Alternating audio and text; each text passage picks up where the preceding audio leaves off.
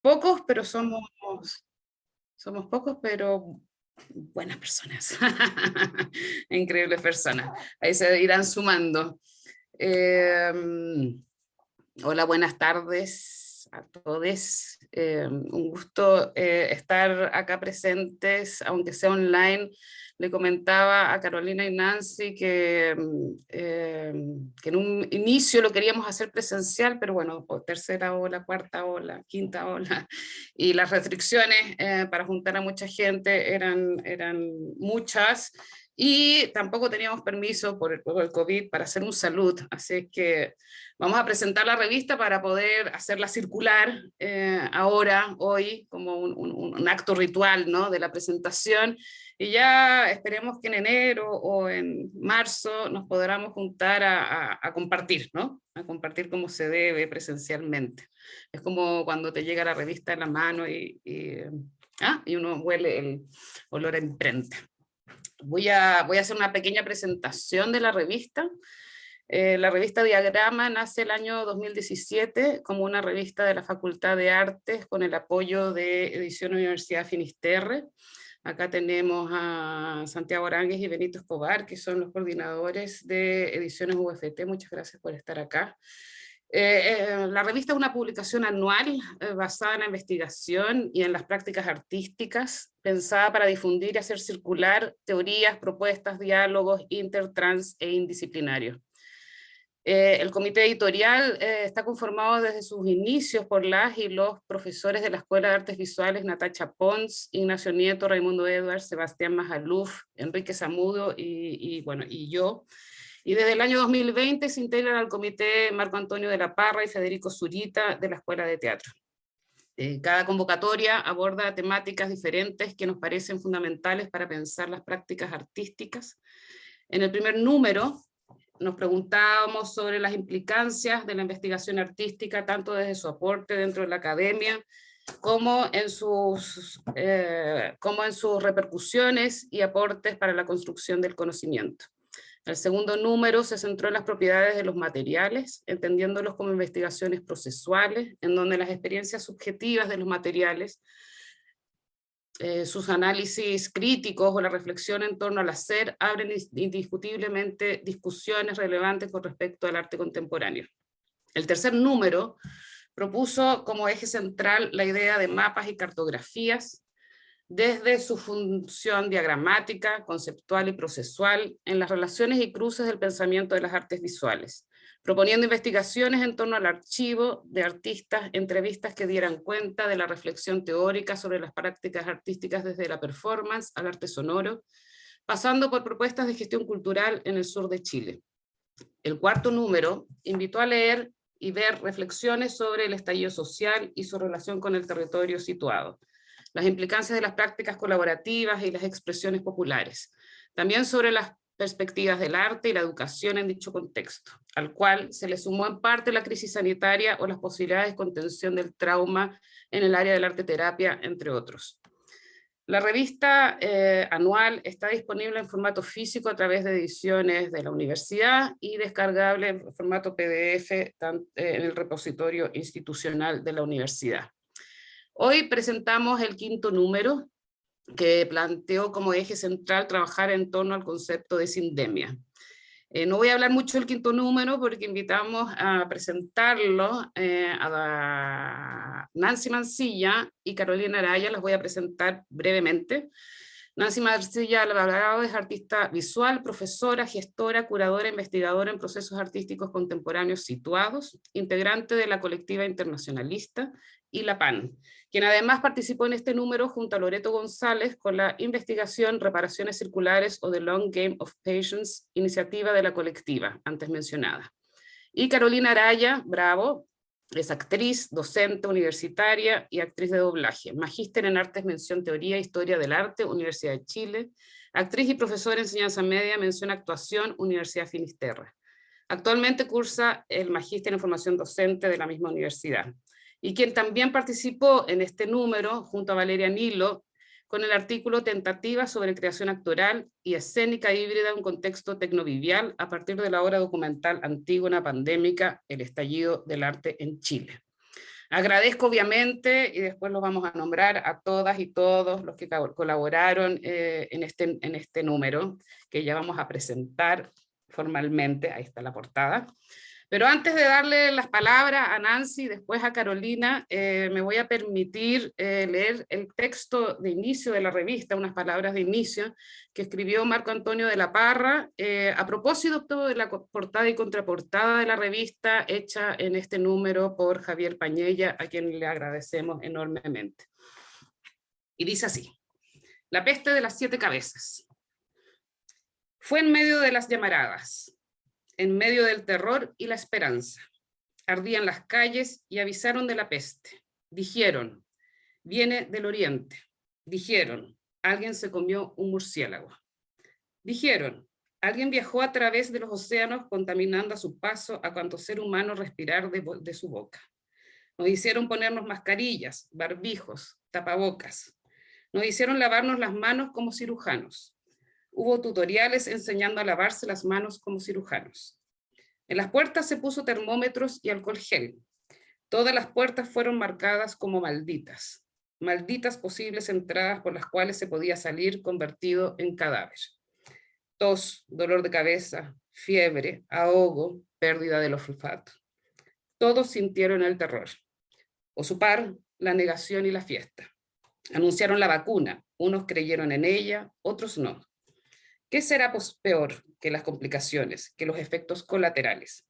Una noche terminé la jornada con una cefalea salvaje, fiebre, telemedicina.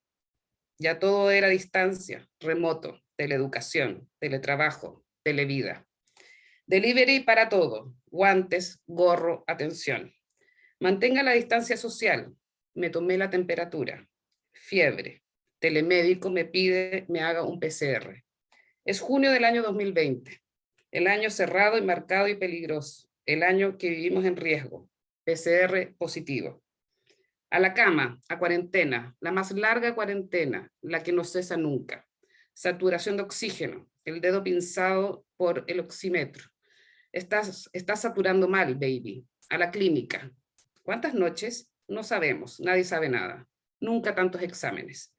Oxígeno en la nariz, hubo suerte. No fumo, no bebo, no tengo presión alta, no tengo diabetes, algo de sobrepeso. Una noche me dicen que las cosas no están tan bien. UCI. Me suben o me bajan, no recuerdo, a la UCI. Vibran las señales de monitorización.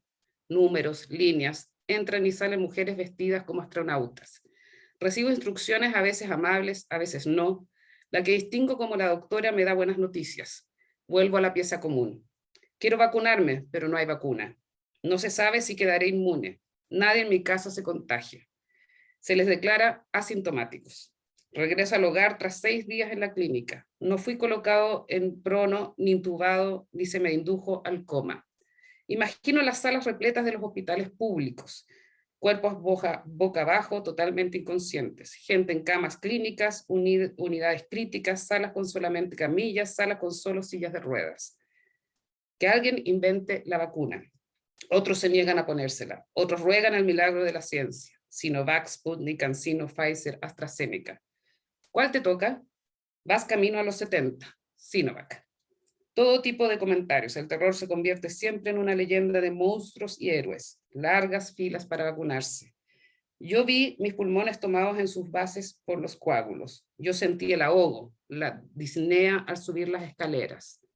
Miento al caminar por el pasillo. Yo sentí que me faltaba aire. Yo sentí después cómo se iban mis compañeros, cómo partían otros que se dieron por sanos. Se caía como en una batalla. Se cae como en una batalla. Vacúnate, por favor. No pienso, dice. Todo es un invento de la industria farmacológica. El siniestro modelo médico. Entre tanto, la batalla de los políticos. Al poder, la guillotina, la revolución a fuego lento. Mientras hacemos filas, mientras nos metemos en una fiesta clandestina, mientras proclaman el toque de queda, mientras nos cuidamos y nunca es suficiente. ¿Cómo me contagié? Nunca lo supimos. 2021 y no cesa. El monstruo no cesa y no cesa ni con vacunas. Y no se deja de enfermar y no se deja de morir. Y se escriben frases desgarradas y te enteras de historias para no dormir. Y es preferible reír que llorar, y mejor encogerse de hombros. Huele a alcohol gel. Los rituales se desvanecen. 36.2. No está mal, sigues vivo. Y ves agitarse la peste entre las llamas, y no sabes cuándo termina lo que parece que llegó para no terminar nunca. Con una copa de vino miro por la ventana. Se muere, se resucita, se vive, se llora, se ríe. Tercera dosis, dicen, y cuarta también. Quiero tan solo ver el horizonte, sentir el aire del mar, correr por el campo, no tengo idea cuándo, no tengo idea, no tengo, no, cuándo, no. Y esto a propósito de la portada y contraportada Hidra de Lerna de Javier Panella. Así que después de estas palabras de Marco Antonio de la Parra que inician previo al índice la revista, le doy la palabra a Nancy. Muchas gracias, Nancy, por querer estar acá. Gracias a ustedes. Bueno, a mí me llegó hoy día la revista también, que contaba a las chicas al principio. Y claro, es toda una diferencia, la había leído digital, completa, y hoy día verla, revisarla, dentro de lo que pude, pues la revisaré con más calma. Claro, empieza a aparecer la textura, las diferencias, las resoluciones, los textos, de otra manera, ¿no es cierto? O sea, el objeto que es fundamental muchas veces por los que nos gusta leer desde el objeto, ¿no? Como materialidad y rayarlo, qué sé yo. Entonces, a propósito de eso, y a propósito de la convocatoria, de la Sindemia, es súper interesante cómo a través de la revista aparecen distintas posturas y lecturas ante las distintas interacciones biológicas y sociales que ha traído la pandemia, y que ha acelerado también. Un eje transversal que aparece en la mayoría de los textos y de las propuestas también visuales, tiene que ver en cuanto a cómo nos afectó en la relación cuerpo-encierro, el hecho de estar, ¿no es cierto?, en esta nueva realidad, en esta nueva forma de vida en la que estamos todavía.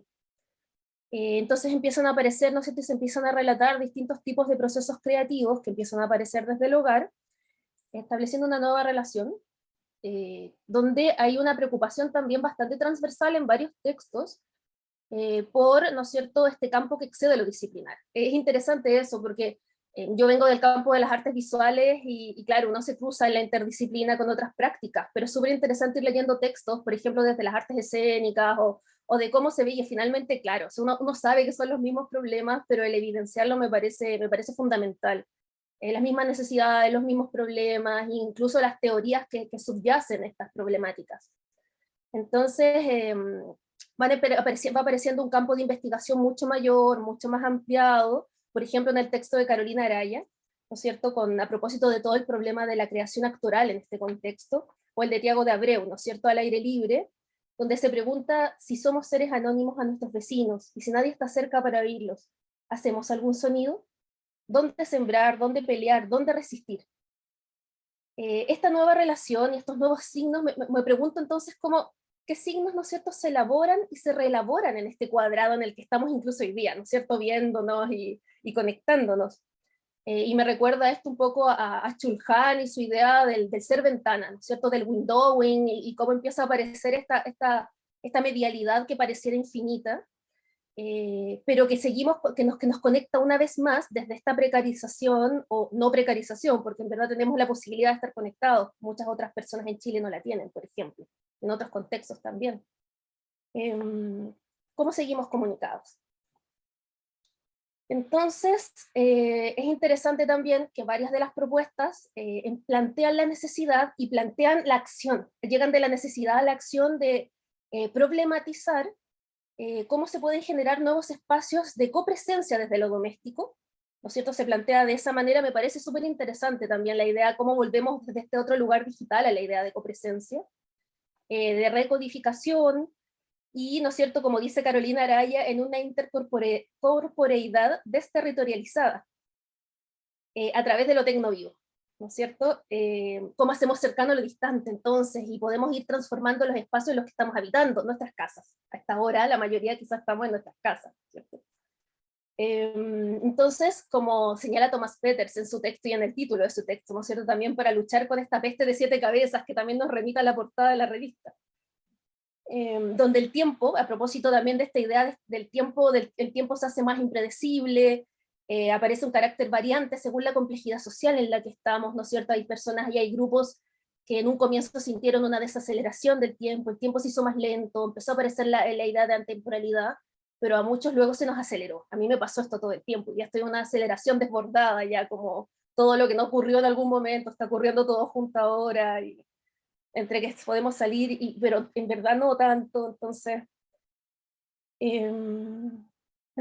también ahí hay un contrapeso con otros textos que hablan de esta continuidad de la desaceleración, entonces la idea de tiempo también es algo central, creo, dentro de los textos y dentro de los relatos que van construyendo la revista, a propósito de la sindemia y sus nuevas políticas, ¿no es cierto? Abriendo discusiones entonces para pensar lo común, desde esta revista como propuesta interdisciplinaria de las artes y como estrategia de pensamiento crítico también, que me parece fundamental situarla desde ese lugar. Y un punto de inflexión súper grande dentro de la misma tiene que ver con la migración forzada. Creo que en ese momento yo como que quedé así, ok, este es un tema que es transversal, que excede incluso lo que podemos ver inmediatamente, pero que no se nos olvide que la migración forzada tiene cientos y cientos de años, pensaba, ¿no? La migración forzada no es reciente y este texto se encarga de recordarnos y llevarnos a pensamientos más allá del texto mismo. Entonces me parece que en ese sentido es muy agudo este texto, aparece un desplazamiento, ¿no es cierto?, y un pasmo, el pasmo estético, la idea de desplazamiento y pasmo estético de la privatización de lo común, de la desprotección social y la precarización laboral también, que son elementos que también van situándose en distintos textos, o sea, desde la precarización del campo cultural a la precarización de la vida en la globalidad, ¿no es cierto?, a propósito del sistema en el que vivimos y el fracaso de la idea de modernidad, por ejemplo. Entonces se sitúa totalmente en una idea de liminalidad y nos apela, nos invita a pensar desde el señalamiento de los sentidos de nuestros procedimientos, de nuestras definiciones, de nuestras acciones, desde el campo de la estética y de las artes. En este sentido me parece interesante este agudo texto de Sebastián Pérez y Iván Insunza. Creo claro, nosotros con Carolina nos tomamos algunos de los textos, pero que para armarnos un relato, pero yo creo que van apareciendo elementos que se van permeando de una u otra manera. Un impulso de valentía, entonces, el cual no está exento de humanidad, ¿no es cierto? Este impulso de valentía que ojalá esté desprendido de muchos otros elementos, ¿no? De elementos que a veces tienen que ver con la individualidad, con el ego, etcétera, que también acompañan mucho el campo de las artes, sino cómo podernos pensarnos desde otro lugar, sin remirar una y otra vez los mismos conceptos o las mismas ideas, pero sí pensando en estos naufragios que están en flujo nuevamente, donde, ¿no es cierto?, hay una muerte de la ritualidad y de las políticas de ocultamiento global, o sea, todas estas personas que vivían en el contexto de pandemia, pero desde siempre, o sea, vemos, ¿no es cierto?, cuántas historias hay de los muertos que cruzan las fronteras, de los muertos en la esclavitud en la Vía Yala, etcétera, ¿no es cierto?, de todos los desplazamientos de las minorías, donde hay una muerte sin ritual. Y esto creo que es un punto como muy importante también dentro de esta reflexión, a propósito de las políticas del naufragio que configuran nuevamente este tiempo demorado y se vuelve a la idea de tiempo, en el texto de Ana María Moraga, por ejemplo. Algo que no debiera estar exento nunca de humanidad. Creo que no podemos normalizar este lugar, o este tiempo en el que estamos viviendo, o este tiempo en el que estamos viviendo. Y cómo entonces empiezan a aparecer, como señala la autora, las ausencias y presencias espectrales que parecen ser parte de una nueva normalidad, ¿no? Entonces es importante en este sentido que podamos situar la mirada, una mirada más global de la sindemia, ¿no es cierto? No solamente la mirada en el presente, sino cómo podemos conectarlo con algo que también nos podría llevar a las problemáticas que han gatillado el estallido social en Chile, entonces, y en otros lugares del mundo, ¿no? Entonces, el mundo como un síntoma me parece súper interesante, y la imagen como síntoma. Entonces, cómo no desde la imagen, desde el trabajo de las artes y de la cultura podemos ir corriendo, ¿no es cierto?, estos bordes que nos han llevado al límite en los distintos contextos de violencia en los que hemos vivido hace varios siglos también. Y luego, bueno, antes de entrar a hablar de nuestro trabajo con Loreto de reparaciones circulares, me gustaría leer una de las imágenes, de las escrituras de Francisco Navarrete, que está aquí presente, que me cautivó mucho su relato poético. Anoche lo estuve leyendo con harta calma. No sé si lo leeré bien, Francisco, pero aquí voy. Lunas que no serán reflejos, arcillas que no serán montañas, aguas que no serán esteros, vapores que no serán nieblas, formas que serán nada. Habrá silencio, ojo de agua, plagios, permutas, pestes y tantos silencios. Nos faltarán vidas, no palabras, para nombrar los cuerpos que faltan. He soñado el reverso de la tierra, frío, rocoso, feroz, encajonado y falaz. He soñado con el doble ojo de agua, y en su ley ciega y luz disuelta los he visto. Creo que también como que cierra este relato. Me llevó mucho después a todo el pensamiento del resto de los textos, ¿no? Como a rememorarlos desde distintos lugares, también desde otros que uno se va situando en otros contextos. Y bueno, luego me gustaría contarles sobre el trabajo que nosotras con Loreto González Barra, mi compañera curadora que se ubica en Iquique, que ya no pudo estar presente, a propósito de la aceleración de los tiempos que estamos viviendo, se nos juntó todo, nos tuvimos que dividir, y contarles un poco del trabajo que hicimos para esta revista, lo cual fue, hicimos un diagrama de relaciones centradas en la convocatoria que nos hizo Andrea, pensando en la idea, ¿no es cierto?, que cómo la sindemia se conecta con todas las problemáticas que nosotras levantamos en la curaduría de reparaciones circulares o de Long Game of Pages. Entonces partimos de la idea, ¿no es cierto?, de emancipación, y cómo esta emancipación es biopolítica y micropolítica desde los lugares que nos encontrábamos. Con Loreto, en el mes de marzo del año pasado, ya partiendo la pandemia, al tiro colapsamos, pero al tiro tratamos de resolver algo. Fue como que este encierro nos activó. ¿Qué hacemos mientras? ¿Y qué hacemos mientras para entretenernos, conectarnos, para resolver nuestras formas de vida, para reelaborarnos, o sea, y para también hacernos un propio ritual de paso? Y en esa idea, ya en el mes de abril lanzamos esta convocatoria, empezamos a lanzar 3 convocatorias, la cual partió en abril, o sea, cerraba la primera quincena de abril, y así empezamos a levantar 1 año y medio, 2 años de trabajo hasta ahora. Y empezamos a entender muchas cosas fueron muy procesuales, algunas no partieron siendo comprendidas en un comienzo, otras sí, nos permitieron situarnos y tener un piso. Entonces este diagrama refleja un estado del arte a propósito de la mitad de este año, creo que llega hasta ese momento. Entonces aborda las 3 curadurías en el marco de la sindemia, que es la convocatoria, esta revista. Entonces se empiezan a elaborar estas relaciones primero que van estableciendo una circularidad, una espiralidad a propósito de la idea de ciclo y de reparación colectiva, que convoca mujeres y disidencias principalmente, y que establece distintas relaciones entre la idea, por ejemplo, de pensarnos de forma internacionalista, desde una idea de pedagogía colectiva, de curaduría activista, ¿no es cierto?, que puede ser mutual, radical, lenta porque los tiempos que vivíamos eran súper atemporales, no podíamos asegurar nada, ni siquiera nuestras propias vidas, en un momento estábamos todos muy asustados, ¿no? Entonces eso nos llevó a repensar la idea misma de curar desde las artes para nosotras, algo que también veníamos haciendo desde otros contextos, pero sumamos muchas más energías en ello.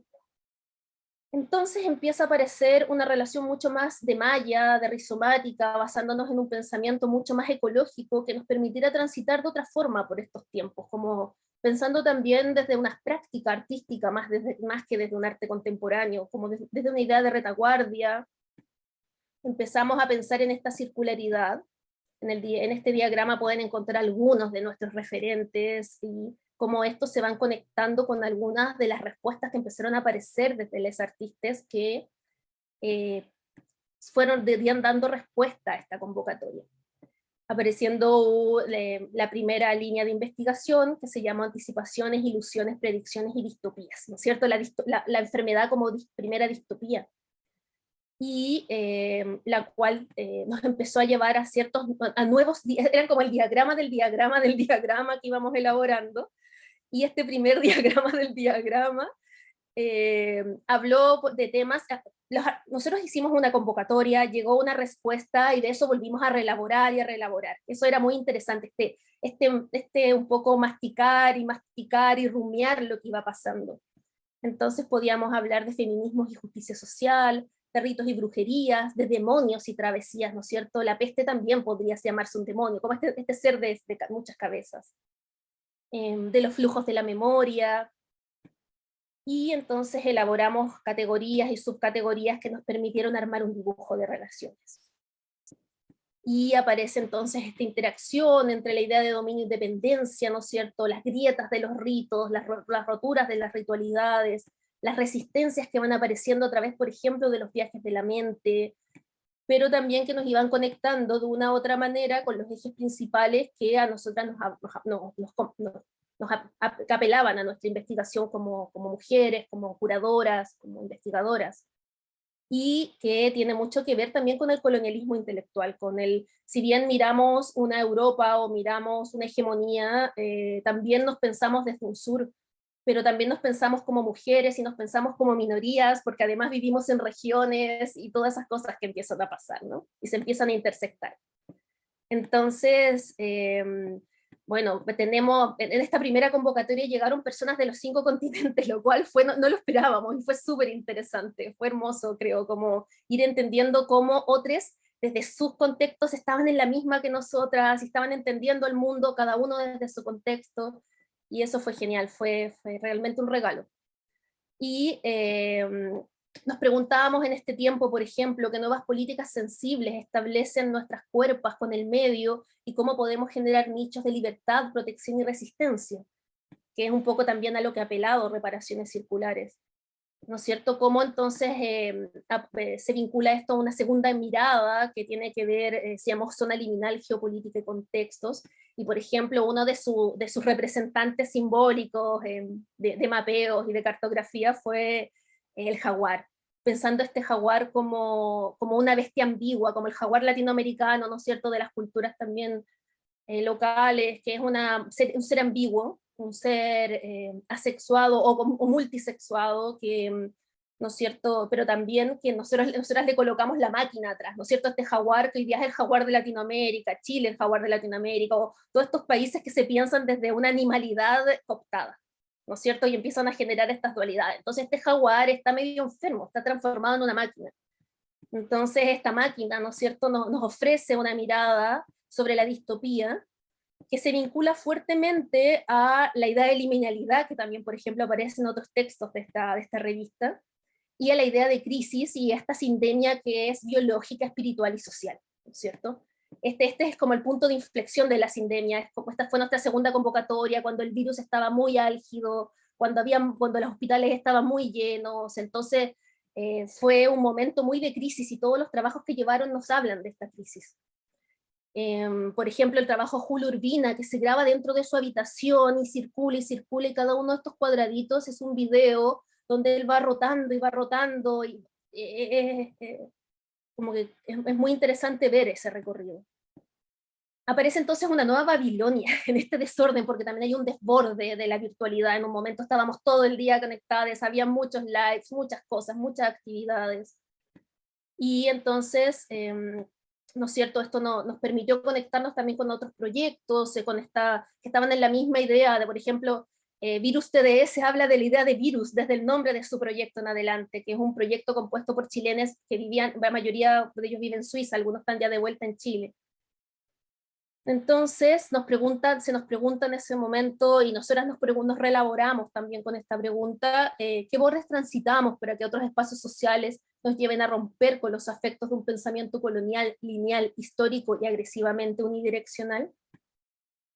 ¿No es cierto? Entonces aparece nuevamente la idea de umbral, la cual también la podemos ver fuera de nuestro diagrama, ¿no es cierto? Este umbral que es el rito de paso, y este rito de paso que muchas veces es un túnel en el que podemos ver la salida o no, pero que nos permite, ¿no es cierto?, transitar por este tiempo oscuro. Y bueno, aquí aparece un pedacito de un diagrama mucho más grande. Lo que hicimos fue agregar, como le digo, fragmentos y unir los fragmentos de una curaduría mayor. Claro, trabajamos la idea de Greca, de Pixel, la idea de del mundo digital versus el mundo andino, y, ¿no es cierto?, la idea del trabajo manual versus el trabajo digital, también en esta desconexión. Y tratando siempre de reconectarnos con las cuerpos, o sea, varias de las convocatorias y de las mediaciones que hicimos también tuvieron mucho que ver de cómo nos sanamos en esta enfermedad, cómo nos sanamos entre nosotros. Y en ese sanar aparecían acciones corporales, acciones físicas, que nos permitían conectarnos de alguna manera desde el lugar donde cada uno estaba. Y bueno, aquí están las relaciones, ¿no es cierto?, cómo podemos perforar estos cubos físicos, estos umbrales, estos lugares virtuales que están encerrando un problema. Y empiezan a aparecer, ¿no es cierto?, algunas respuestas a ello, algunas respuestas a la enfermedad, ¿no es cierto?, cómo podemos reelaborar los afectos, el cuidado mutuo, la necesidad de hacer lenguaje, los signos que establecen nuestras relaciones.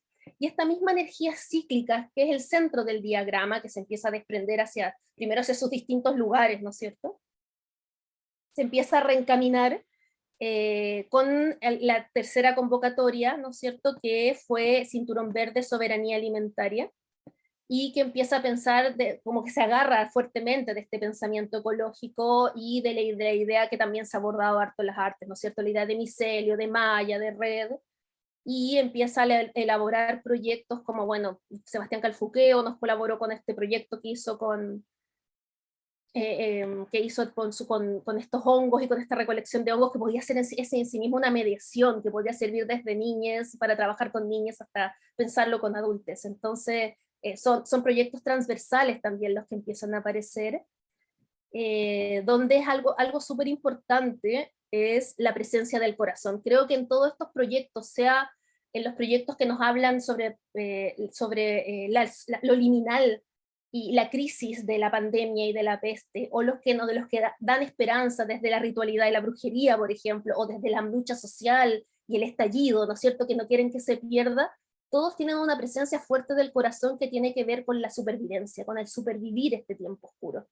Entonces la relación entre el alma, el cuerpo, la vida y el espíritu nunca se pierde. Creo que ese es como nuestro palpitar, ¿no? Ese es el camino, es lo que nos lleva hacia adelante en estos tiempos, nos ha permitido revivir o supervivir de otra manera. Entonces, bueno, empezamos a pensar otra forma de conectarnos y desconectarnos, de estar dentro y fuera de la pantalla, de pensar otras formas de humanidad. Y en estos horizontes ampliados, para nosotras ha sido súper importante las transferencias generacionales y también interdisciplinarias. Cómo aparecen entonces en este caso los feminismos y ecologías, o los flujos de energías en los distintos proyectos. Y la idea desde tomándonos desde la alimentación, la idea de polinizar, de la coexistencia, del buen vivir, ¿no es cierto?, desde la mirada sur-sur, y de la corresponsabilidad que tenemos que tener todos también en lo que está ocurriendo, y no perder este norte de lucha. Desde las distintas ejes, tierras y territorios, para algo que, ¿no es cierto?, también desde la mirada sur se habla bastante, que es la idea de videocracia y de cosmocracia, ¿no es cierto?, de mirarnos no solamente desde un antropocentrismo, sino desde otras esferas de interrelación, para luchar entonces contra un mercado y una globalización que nos permita cuestionar elementos como la excusa de esta curaduría, que en verdad no es una excusa, es un gran tema, pero ¿no es cierto?, se entiende la seguridad alimentaria, el costo para la vida del planeta, cómo podemos entonces empezar a generar una simpoisis, ¿no es cierto?, a propósito de Donna Haraway, y de construir mayor interdependencia. Bueno, aquí aparecen proyectos que tienen mucho que ver con la cocina, como el de Natacha de Cortillas, ¿no es cierto?, como Andrea Ospina, ¿no es cierto?, bueno, otros más rituales como Marlene Consoli, que nos hablan de esto. Y un poco, bueno, así cierra un poco este diagrama que trata de estos sistemas de interpretación, de distintos comportamientos cartográficos que cada artista desde su territorio nos fue aportando, fue colaborando para permitirnos mirar esta red, ¿no?, esta red de pensamiento. Entonces, si ustedes pueden entrar a la página de Reparaciones Circulares y voy a correr esto, y revisarlo, y revisar tanto el diagrama, bueno, como la página, que es esta, colectivointernacionalista.hotblue.me. Hasta ahora tenemos cargadas estas 3 curadurías, cada una de ellas tiene uno de estos diagramas, pues tal despliegue del trabajo de cada uno de los artistas que participaron, ejercicios de mediación, georreferenciación de las ubicaciones geográficas de las personas que participaron de cada una de estas propuestas. Eso, para mostrarles ahí. Aparece de otra manera, lo pueden revisar ustedes mismos y bueno, colectivainternacionalista.hotflu.me. Espero no haberme pasado mucho. Muchas gracias, Nancy. Bueno, la idea también de invitar a Nancy y a Carolina, que participaron en la revista, pero que también la leen, ¿no? En una primera instancia, justamente lo que pasa con las revistas, ¿no? Como esta, y sobre todo con el nombre de diagrama, esos vínculos que uno puede realizar en tanto artículos, en tanto investigaciones artísticas, en tanto práctica como investigación, como generadora de conocimiento, pero más allá de eso hay un mundo detrás, ¿no? De diagramas, de pliegues, derivas, de transdisciplina y sobre todo mucha indisciplina, que es finalmente lo que podemos aportar desde las prácticas artísticas. Carolina, gracias, muchas gracias, Nancy. Gracias, Andrea. Yo quisiera partir agradeciendo a la facultad primero por esta persistencia y este permanente trabajo de la visibilidad de estas prácticas artísticas como investigación, como lo que nos compartía Nancy, alucinante todo el trabajo y todo lo colectivo y lo colaborativo, ¿no? de ese proceso muy interesante, y las distintas modalidades que podemos ir observando en la revista. También quiero agradecerte a ti, Andrea, por todo tu trabajo que has desarrollado desde hace ya muchos años en la facultad y específicamente en el trabajo de la revista, y a Federico, que también está acá, Zurita, por la invitación a presentar el día de hoy, a todo el equipo, el comité editorial, a Benito, a Santiago, que también están acá, el diseño, y es súper importante para nosotros como escuela de teatro este número, que también se ejemplifica, como lo mostró la Andrea, ¿verdad?, en la portada, que la vuelvo a mostrar porque realmente es hermosa, diseñada por el Javier Panella, que es un diseñador muy vinculado al teatro, a muchas compañías, desde lo conceptual, desde lo gráfico, desde lo visual, y por eso es tan especial, porque, como decía la Andrea, al comité editorial se sumaron 2 profesores de la Escuela de Teatro, y en esta edición número 5 es primera vez que varios artículos que son de teatro se incluyen, entonces ese interés permanente de generar los cruces entre distintos lugares es súper relevante y se visualiza en esta edición en particular. Bueno, y también leí varias de las publicaciones, tuve que seleccionar algunas por términos de tiempo y trataré de ser bien dinámica para que esto fluya. Y mientras iba leyendo surgió una linda sincronía que de algún modo, bueno, lo decía la Nancy también, ¿no? Varios autores desde distintas perspectivas hacían una constante referencia y una constante alusión a la noción del tiempo. Entonces, en ese sentido, quisiera comenzar leyendo a otro autor chileno, Sergio Rojas, un investigador chileno, escritor, intelectual muy relevante de la escena contemporánea, que, cual oráculo de Delfos, hace casi 10 años, en 2012, escribió un libro que se llama El arte agotado. Y quisiera leer brevemente un capítulo que él denomina El agotamiento del tiempo histórico, consideraciones sobre la aceleración y la muerte. Como individuos contemporáneos, tenemos la percepción subjetiva de que el tiempo se ha acelerado, que todo marcha muy rápidamente. Esto no consiste solo en la sensación de que tenemos poco tiempo para la agenda de nuestras urgencias cotidianas, sino más bien en el hecho de que todo cambia muy rápidamente, que los periodos de estabilidad o de vigencia de nuestros referentes de comprensión del mundo son cada vez más breves. En este sentido, la aceleración del tiempo podría interpretarse, al menos en un primer momento, como una aceleración de la historia, porque se trata de que cada vez más rápidamente pasamos desde un periodo al siguiente. O sea, si lo pensamos desde el estallido, ya han pasado 2 años, estamos a puertas del 2022. Entonces, esto también es un hecho, es también un hecho que todos estos cambios escapan a nuestra comprensión porque, propone Rojas, ya no habitamos una época contemporánea, sino que existimos en un sostenido ritmo de extrañeza en el tiempo de lo contemporáneo. Me parece súper como precisa esta introducción con este otro autor y las ideas que nos propone, porque describe muy bien lo que varios artículos recogen, reflexionan y analizan. Voy a hacer una síntesis de las ideas centrales de algunos de los artículos, partiendo por el primer eje de la revista, que también es súper interesante como lo tiene en su selección editorial, ¿verdad? El primer eje que denomina expansión y que incluye la reflexión crítica del sociólogo y doctor en estudios culturales Tomás Peters, denominada El arte bajo el asedio COVID-19, apuntes desde la sociología del tiempo, en donde nos invita y nos propone a pensar la sociedad contemporánea a través justamente de esta noción de tiempo.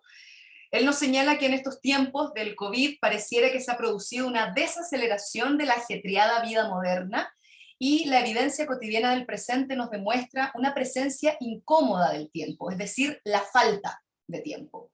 También el tiempo puede ser considerado como una institución social, en el sentido que es un criterio de ordenamiento estructural que permite entrelazar permanentemente, por una parte, el tiempo subjetivo, pero también el tiempo social.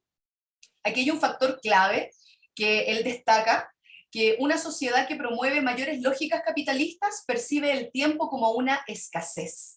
Y esto demuestra las consecuencias que la falta de tiempo tiene en los vínculos sociales. En definitiva, tiempos más acelerados, vínculos sociales débiles y focalizados, es decir, fugaces y funcionales. Entonces, vivimos en esta lógica de aceleración social, aceleración tecnológica, aceleración del cambio social y una aceleración propia de nuestros ritmos de vida. Además, todos estos elementos acelerantes nos encierran en una experiencia que es esclavizante, agobiante y maltratadora, señala Peters. Y para hacer frente a esta condición, él indica que se requiere de una teoría crítica que dé cuenta de toda esta aceleración social en sus distintos ejes. Por supuesto que toda esta concepción problemática se despliega con claridad también en el mundo del arte, en el sentido de la coordinación temporal de la producción artística. Es necesario pensar cómo la actual pandemia tiene la consecuencia en este mundo del arte, en esta aceleración social, y fundamentalmente los componentes de la digitalización y la virtualización de las prácticas artísticas, no tanto en el arte como también en el teatro. Aquí hay un ejemplo súper interesante que nos comparte Peters, que Tauberg estudió y utilizó los datos de Spotify. Y en su cálculo señala que la duración de las canciones han disminuido desde el año 2006 al año 2018, y se pasó de 4 minutos en promedio de la duración de una canción hasta 3 minutos y medio, siendo hoy las canciones con mayor éxito las que tienen una duración notablemente más corta. Y esta falta del tiempo también se aprecia en los públicos o en las audiencias de las artes. La falta de tiempo es el motivo que más aducen las personas residentes del país para no participar justamente en las prácticas culturales. Es difícil hacerse un tiempo para participar. Y por supuesto que la pandemia ha reforzado esta aceleración, y por supuesto que tendrá varias consecuencias que todavía estamos recién empezando o continuando, ¿no? Y no sabemos cómo van a devenir. La digitalización de la oferta cultural, entonces, esta percepción de esta disponibilidad permanente, también en teatro, plataformas como Escenix o como la plataforma Santiago 1000, por ejemplo, de obras en la web permanentemente, va creciendo exponencialmente, y esto, dice Peters, va a reducir la condición de unicidad o de la escasez temporal de la obra. Finalmente lo propone como un fast infinito que, lo podemos poner como puntos suspensivos, continuará. Eso es como una primera síntesis del artículo que inicia la revista, esta edición número 5, y quiero hacer una segunda reflexión. Ahí tuvimos eje en común con la Nancy, en referente a otra publicación que se titula Arte y Sociedad, una aproximación a lo Hiedra, escrita por Sebastián Pérez, que es actor, académico y cofundador y director ejecutivo de Revista Hiedra, e Iván Insunza, que también es actor, también es académico, y es el editor general de la Revista Hiedra. Y me parece muy importante ocupar esta plataforma para dar a conocer, visualizar todo el trabajo que ellos ya llevan haciendo desde el año 2014, que es muy relevante para la escena teatral contemporánea chilena. Para contextualizar un poco, Revista Hiedra es un medio digital multiformatos. Es una revista, es una página web, también tienen podcasts en donde hacen publicaciones, entrevistas, editoriales, talleres, críticas, y también tienen las plataformas Hiedra TV y Hiedra FM, que ya cuenta con 5 temporadas. De este modo, el proyecto Revista Hiedra abarca así diversos espacios de circulación y de difusión de reflexión teórica, crítica, de análisis de las artes escénicas contemporáneas en Chile, generando un lenguaje híbrido, como ellos mismos se denominan, un lenguaje híbrido entre periodismo cultural y entre escritura académica. Hiedra, por supuesto, también cuenta con un equipo de colaboradores que es muy relevante para que se sostenga en el tiempo. En relación a lo que escriben en el artículo, primero señalan nuevamente, se repite, el concepto de la aceleración y de la inmediatez de la circulación de las comunicaciones y de las mercancías, que ellos señalan son principios fundantes del modelo neoliberal. Sin embargo, por la pandemia COVID-19, aquí hay como ciertas distinciones, por ejemplo con el primer artículo, dicen ellos, hemos visto una serie de eventos impensados bajo el régimen de la normalidad neoliberal, y durante este último año se ha visualizado una ralentización del tiempo productivo. Y eso, paradójicamente, ha acelerado las fracturas del modelo neoliberal, que se evidencia ya desde el año 2016 en adelante con las diversas protestas y marchas ciudadanas y estudiantiles.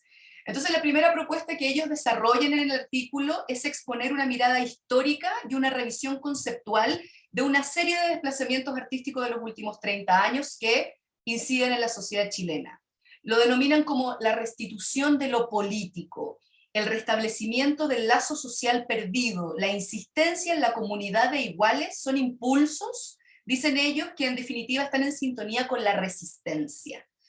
Aunque es importante la aclaración que ellos hacen respecto del límite de una falsa conciencia, que es una amenaza permanente sobre este asunto. Es que ni el gesto crítico, ni el gesto irónico, paródico, satírico o cínico parecen ser suficientes en el tiempo del capital, que es bastante más omnívoro que el capitalismo. En este estado de resistencia, los autores citan a otro académico e investigador español, Óscar Cornago, señalando que la pregunta urgente sería ¿resistir a qué? Y la respuesta que ellos nos dan, y que la da el propio Cornago, sería resistir a una mayoría. Y me parece súper interesante esa pregunta-respuesta de mayoría-minoría, muy pertinente en estos tiempos, ¿no? En plena campaña presidencial y de segunda vuelta, con los candidatos que ya conocemos, que implica, por ejemplo, relaciones como la corrección política, el sentido común, la cuestión de los derechos humanos, por ejemplo, y tantos otros temas que son muy actuales en este último mes. Hay un segundo asunto que señalan en la publicación que remite a una mirada sobre el presente del arte, específicamente de las artes escénicas, también lo señalaba Nancy, que Hiedra ha denominado como el pasmo estético. Ellos lo definen como un intento de dar cuenta de una sensación de desconcierto respecto a qué decir y qué hacer con el arte en las condiciones que hoy estamos viviendo. En ese sentido, elaborar una mirada respecto del presente de las artes escénicas implica primero el reconocimiento de una realidad contradictoria, un desconcierto poco reconocido. Y por supuesto esto se suma a un contexto ya sabido por todos respecto a las artes en Chile, ¿no? De una precarización absoluta y de un total abandono del sector respecto a políticas públicas. Por lo tanto, los problemas que surgen de este soporte digital, tecnovivial, virtual, como le queramos llamar, puede generar preguntas disciplinares que se pueden detonar desde ahí. Pero en muchos casos no necesariamente todos los artistas vinculados a las artes escénicas se han visto seducidos por estas preguntas que subyacen en este soporte obligado como el Zoom, por ejemplo, sino que han visto este soporte como una cuestión pasajera o como una suspensión indeseable que en algún momento va a declinar. De hecho, me acuerdo de la premisa "esto no es teatro", fueron reiteradas declaraciones al principio de la pandemia desde abril-mayo del 2020. Entonces esta cuestión genera que esas posibles preguntas pueden quedar eclipsadas por la urgencia de un simple traspaso de soporte y nada más.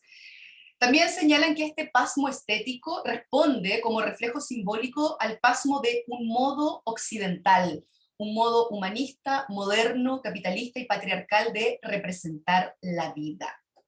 Por ejemplo, es importante señalar que hoy, al parecer, da lo mismo qué palabra se quiere utilizar para hacer una diferencia entre el centro y el margen, pues la matriz histórica que daba sentido a esa diferencia yace agotada, como señala Sergio Rojas en el prólogo que les leí hace un ratito. Una tercera cuestión que señala Hiedra remite al rol de la crítica y de la teoría hoy, que es su espacio de trabajo y de reflexión. Señalan que los cuestionamientos epocales que interpelan al arte, por cierto, también lo hacen con la crítica y con la teoría del arte.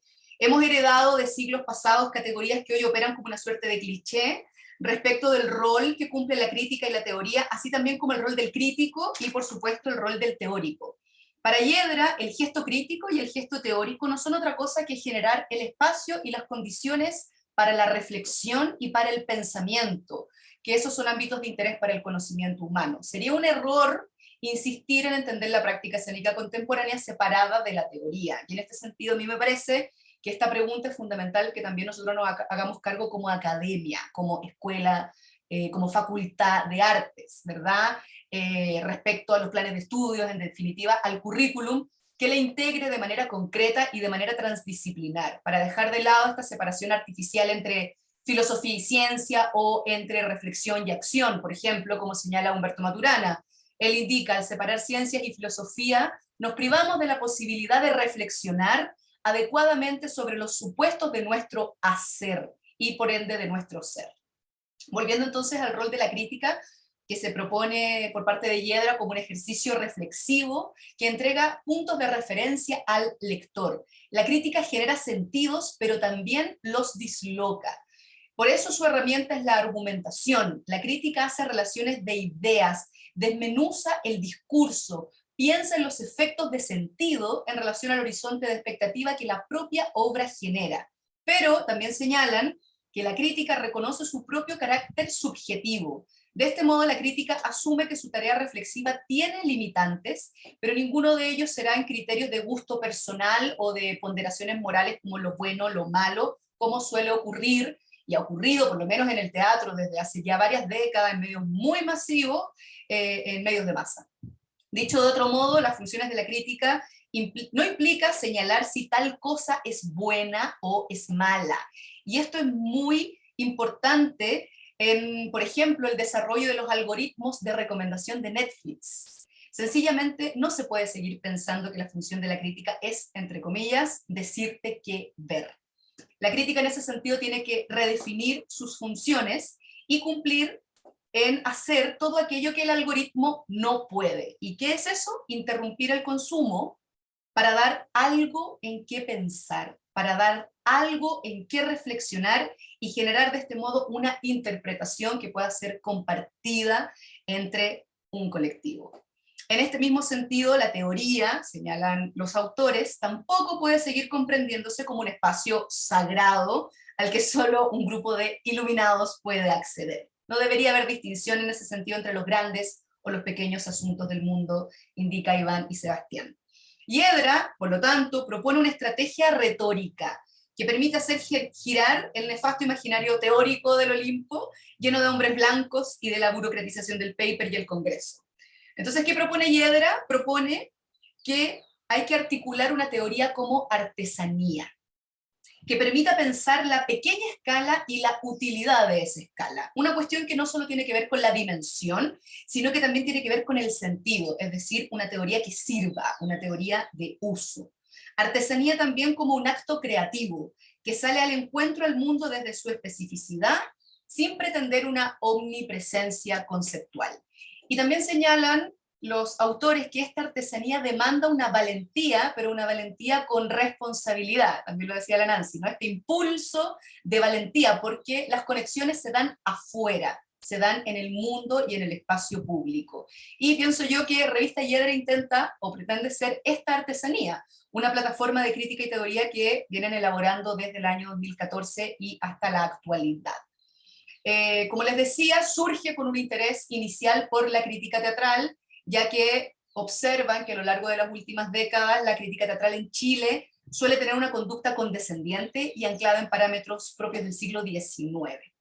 Por lo tanto, el interés de ellos era entender la crítica como un espacio que excediera el puro gusto del crítico, no centrado solamente en el sujeto, sino que en la interacción de esa crítica. En el fondo buscan restituir mediante una plataforma abierta y de acceso gratuito dos cuestiones que también me parecen fundamentales en la democratización del arte, digámoslo, y el acceso. Un acercamiento a la crítica propio de la academia, con su consecuente desafío que esa academia se lleve a un medio masivo. Conforme el proyecto crecía, Hiedra se ve en la necesidad de abordar también otros espacios y una variedad de problemas estéticos y teóricos no exclusivos de las artes escénicas, sino también de la filosofía, de la política, de la estética, es decir, de las diversas expresiones artísticas. Por tanto, el principio de Hiedra es reflexionar, pensar, generar conocimiento y problematizar las prácticas artísticas en sus diferentes registros. Y no de cualquier modo, sino que con artesanía, con responsabilidad, con valentía, conocimiento y experiencia multiroles tan necesarias en el mundo del arte. Así que espero que tengamos Hiedra para rato en este sentido. Una tercera publicación a la que quisiera hacer referencia está en un segundo eje de la revista, que es denominado Mediaciones, en relación al arte, la academia, la sociedad y la comunidad, y quiero hacer referencia a la entrevista a Nona Fernández, que es una actriz, dramaturga, escritora, guionista y feminista, que fue realizada por el investigador, académico, crítico Federico Zurita, titulada La pandemia ejemplifica todo lo que la revuelta estaba gritando en las calles. Esta entrevista tiene como foco central la obra Preguntas frecuentes de Nona Fernández, que el profesor Zurita denomina como una puesta en pantalla, realizada en agosto de 2020 a través de la plataforma virtual de GAM, del Centro Gabriela Mistral. Pero a partir de octubre de 2020, Preguntas frecuentes de Alquimia Ediciones también es un libro, señala Zurita, una novela corta o un cuento largo, que deriva y dialoga con esta puesta en pantalla previa. Fernández presenta así una historia sobre la memoria en el encierro, ¿no? Este cuerpo y encierro al que Nancy hacía alusión al principio, y también sobre las violencias del presente y del pasado, ¿no? Que este encierro no solo es de hoy, sino que esta sensación de encierro tiene una carga histórica, ya de varias décadas. En ese sentido, lo que primero Nona nos cuenta en la entrevista es el contexto de la creación en este contexto de confinamiento y, por supuesto, las circunstancias de desprotección de la actividad artística. Por supuesto que no ha sido nada de fácil, señala Nona, por dos cosas. Primero, por la imposibilidad de hacer teatro, que afortunadamente de a poco, ya hace un par de meses se han ido abriendo los teatros y ya podemos ver algunas obras de manera presencial. Y eso, por supuesto, esta imposibilidad de inicio del 2020, genera una frustración muy grande con la cantidad de trabajos teatrales, escénicos, que no se sabían cuándo se iban a poder realizar. Algunos no pudieron realizarse nunca, efectivamente. Y otro espacio muy complejo es el anímico, porque el espacio creativo teatral se vuelve tremendamente doloroso por la realidad de la comunidad teatral, y me atrevería a decir artística en general, ¿no? Es doloroso conversar de la inexistencia del trabajo teatral en ese momento y del total abandono en que está el sector.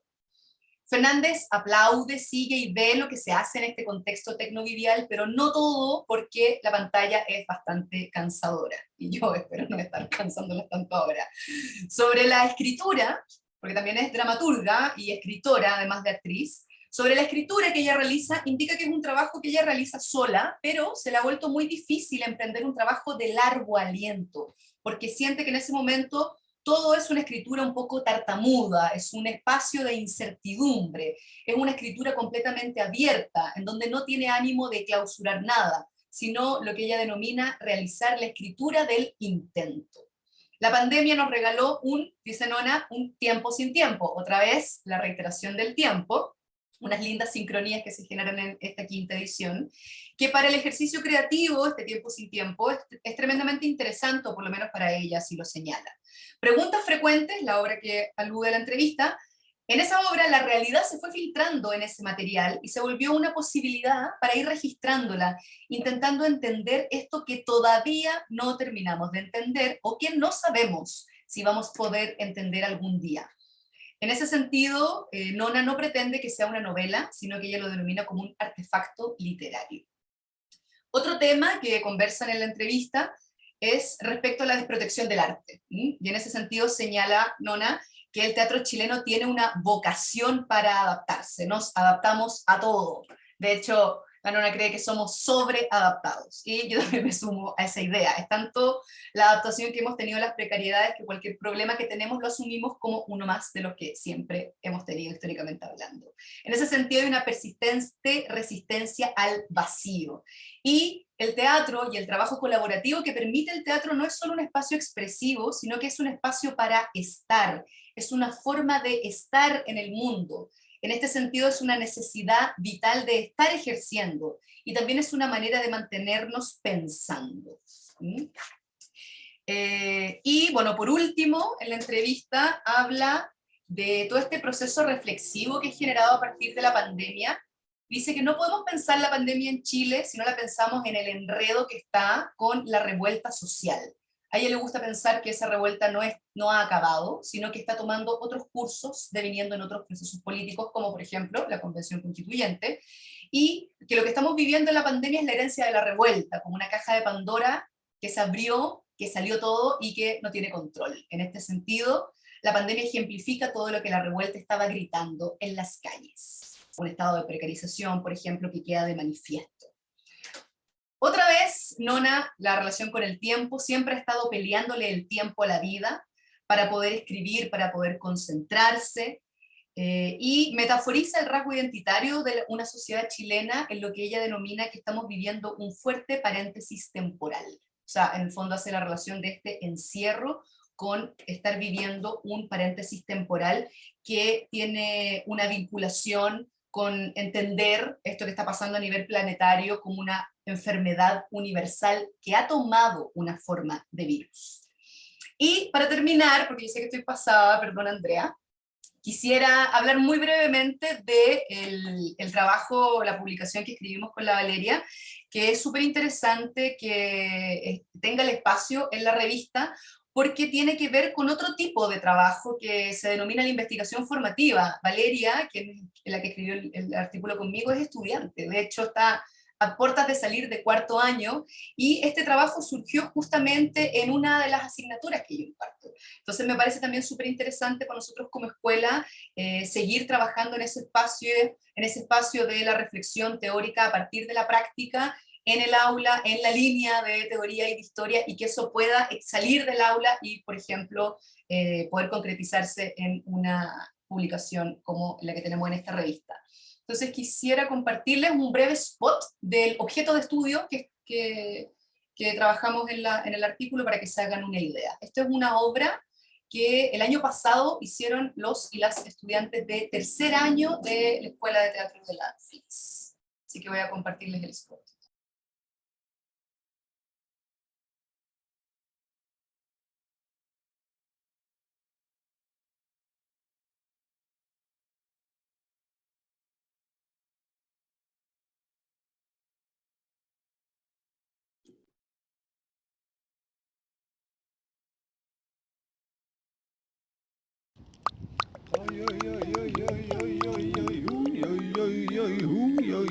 Esta es la historia de Danilo, Camila, Víctor, Valentina, Paulina, Pacha y Valeria.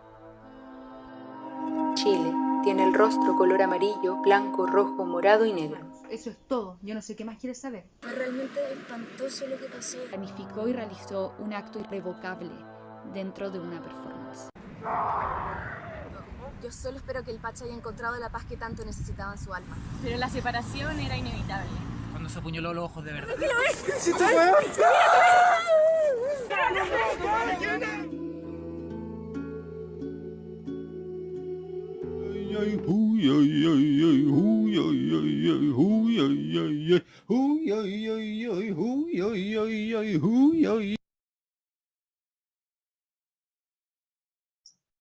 Un pequeño extracto del trabajo que realizaron el año pasado este grupo de estudiantes de tercer año, y lo que hicimos con Valeria fundamentalmente fue enunciar ciertas tentativas conceptuales de su práctica artística, que las sintetizamos en dos ejes. Una primera lectura teórica la denominamos intercorporeidad desterritorializada, pues entendemos que hay dos ejes principales en este trabajo, que es el cuerpo y el territorio.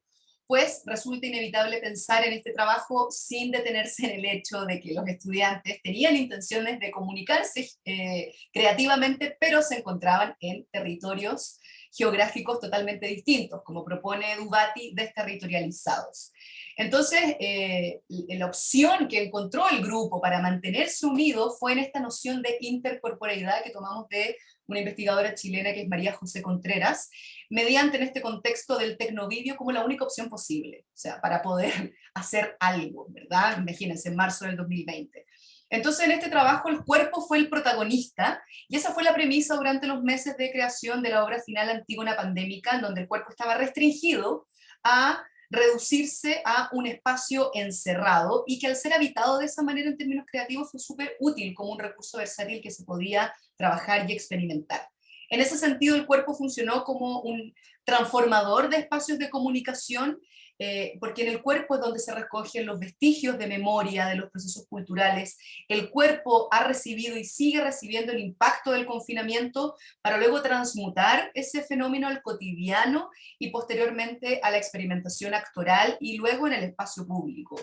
Y un segundo eje lo denominamos extimidades transmediales, basados en dos autores, Ricard Mamblona y el libro Mutaciones escénicas de Marco Espinosa y Raúl Miranda, que son dos artistas y académicos chilenos que hoy podría llamarse mutaciones pandémicas. Lo doméstico y lo biográfico también toma un reconocimiento y una visibilidad que se sitúa como un contenido, como una materialidad que inevitablemente toca la autorreferencialidad. Por eso hablamos de este concepto de extimidad, ¿no? Como la intimidad se hace pública a nivel consciente y evidentemente, ¿no? Y luego esta extimidad se traslada al espacio público.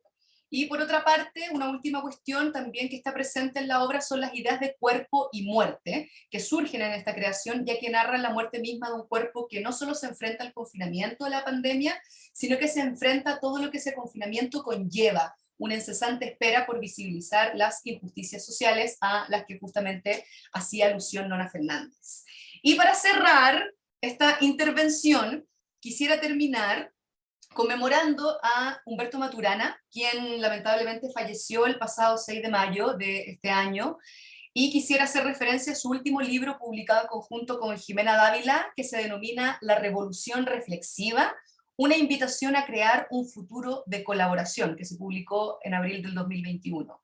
En este libro los autores nos invitan a reflexionar sobre nuestro modo de vivir anterior a la pandemia, a abrir un espacio de reflexión sobre el momento en que estamos viviendo sin expectativas y sin objetivos predefinidos. Nos invitan a utilizar el remesón que nos ha sacudido como una oportunidad para despertar nuestra conciencia y como una oportunidad de abrir una mirada reflexiva que facilite la comprensión. Los grandes cambios no se producen sino hasta que empiezan a cambiar los individuos en sus contextos personales, para luego tocar a las personas cercanas. Las transformaciones se mueven como un virus que va contagiando de uno en uno hasta formar un movimiento, una revolución reflexiva, artística y colaborativa. Muchas gracias. Muchas gracias, Carolina. Es muy interesante cómo uno invita a reflexionar sobre una revista, ¿no? Un ejercicio editorial, este quinto número, y empiezan a expandirse también. Eso es lo que pasa con los diagramas, ¿no? Con el ejercicio diagramático yo creo que proponemos nosotros y parece que funciona en esa reflexión de ir interconectando otras cosas. Y bueno, voy a rápidamente, porque el tiempo sin tiempo, entiendo que todos tienen que hacer, voy a rápidamente mostrar la revista, pero no la voy a mostrar así porque no la van a poder ver, sí que la voy a mostrar a doble página así. La revista, que como les dijimos va a estar disponible online, pero también de manera física. Esta es la portada y la voy a ir pasando en silencio.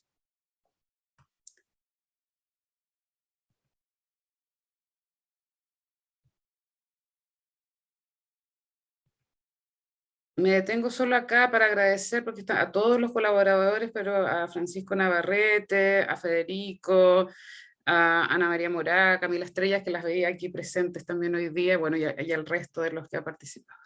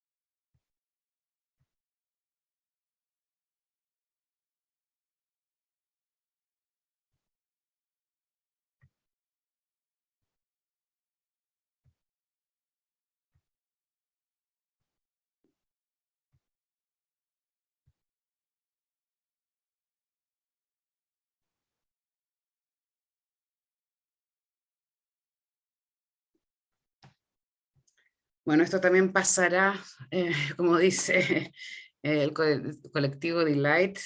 Voy a ver, voy a dejar. Y solo para anunciar, para terminar esta presentación, les quiero anunciar que desde mañana va a estar la convocatoria online para la revista número 6 del 2022. La voy a leer cortito, son 2 párrafos. El sexto número de la revista Diagrama para el año 2022 propone preguntarnos de manera crítica sobre las incertidumbres que plantea el estado actual de la modernidad occidental, a partir de las crisis sociales en los ámbitos económicos, políticos, ecológicos, emocionales, identitarios y culturales. Se reconoce en estos procesos de transformación la responsabilidad humana que pondría hoy en crisis la noción de antropocentrismo. A partir de esto planteamos preguntas no excluyentes, sin duda, para abrir un espacio de discusión que dé cuenta, desde la creación artística en territorios situados, de una mirada expansiva e interdependiente. Entre otras preguntas relevantes figuran algunas como: ¿cómo construir otros mundos posibles? ¿Cómo transitar por y conciliar la sumatoria de transformaciones que ocurren simultáneamente y relacionadas en el entramado de la modernidad? ¿Cuáles son los alcances de la redefinición de los cuerpos y la rebelión ante imposiciones de control naturalizadas por la tradición? ¿Qué considera el argumento de la crisis de las democracias liberales en medio del utilitarismo del capitalismo multinacional?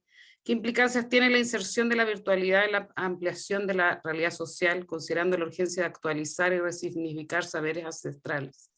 ¿Cómo se participa de la reconfiguración de modelos alternativos de acción comunitaria? ¿Cómo se recuperan los espacios públicos para la participación de la redefinición de las prácticas políticas y culturales? ¿Qué potencialidades surgen en las prácticas artísticas en diálogo con las posibles transformaciones paradigmáticas de la construcción de conocimientos sobre los fenómenos de la historia social? ¿O cuáles han sido las contribuciones de los movimientos feministas en este escenario? Entre muchas otras. Como verán, siempre es un diagrama abierto, no excluyente. Son preguntas que queremos que abran otras preguntas a través de las prácticas artísticas, de las prácticas contemporáneas, de las prácticas de la corporalidad, del pensar el arte contemporáneo en su relación transdisciplinar e indisciplinada con la sociedad, con el mundo, con la naturaleza, con los movimientos feministas, disidentes y todo lo que eso significa. Así que nada, les doy las gracias a Carolina y Nancy por el tiempo. Qué bello que quieran estar y compartir. Y bueno, a todas, todos los que colaboraron, los que están acá presentes. Y bueno, desde mañana ya en las redes va a estar disponible en formato digital y bueno, en formato físico, como decía Santiago Aranguis aquí en el chat, en librería Metales Pesados está disponible, por si alguien quiere adquirir este número u otros. Muchas gracias, que tengan buenas noches y no crean en las encuestas. Vamos que se puede. Un abrazo a todas, a todos y a todes.